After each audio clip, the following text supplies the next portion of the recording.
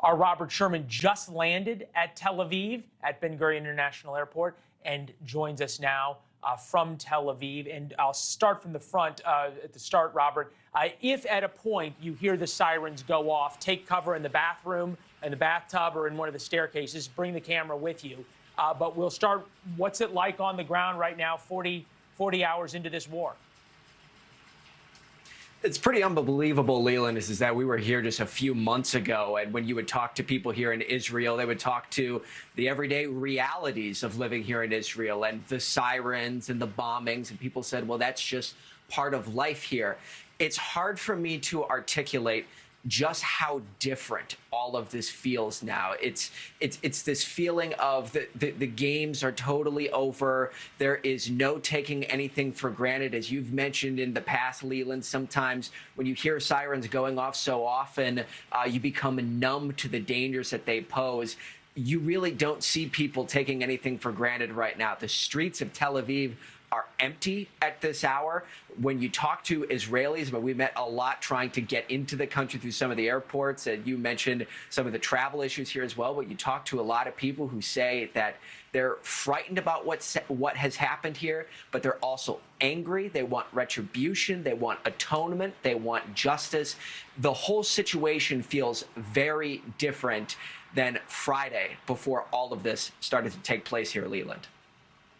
Yeah, and there is a talk of revenge, right, and exacting that price on the Palestinians. I'm wondering, Robert, as you talk to folks, Israel's a small country, 7 million people. We're now at 600 to 700 casualties. That means that almost everybody in Israel knows somebody who was killed or injured in this attack, and certainly everybody in Israel, because it's a conscription army, knows men and women on the front lines, either active duty troops or reservists. As you talk to people in the airport and now getting into Tel Aviv, what was their mood like? And how had the events of the past 24 hours changed them? Because this was so unexpected, it was such a surprise. Yeah, very different than what a lot of these people are used to here, Leland, because, I mean, you live in southern Israel, for example, you're used to these kinds of attacks, and you recognize that there is a reality that someone who lives on your street could be killed, but that is a reality that a lot of people in Israel have come to understand and expect.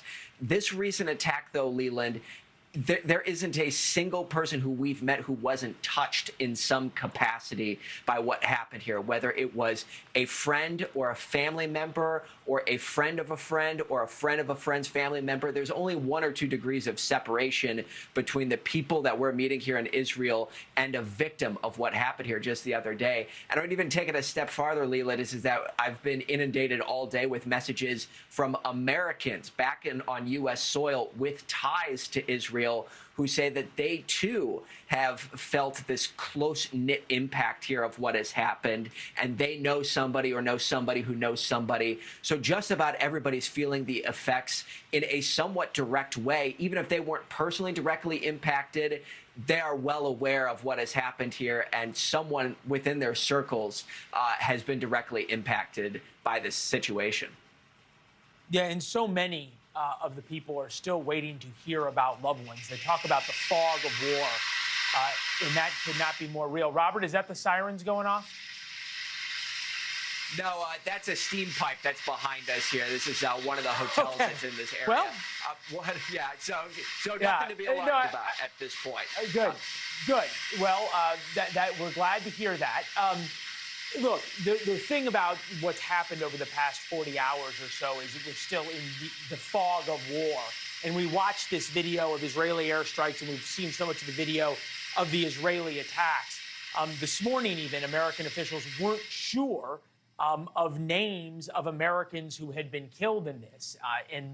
Just because of the math of how many Americans there are in Israel and where these attacks were, it is very likely that some of the hostages inside Gaza are Americans as well.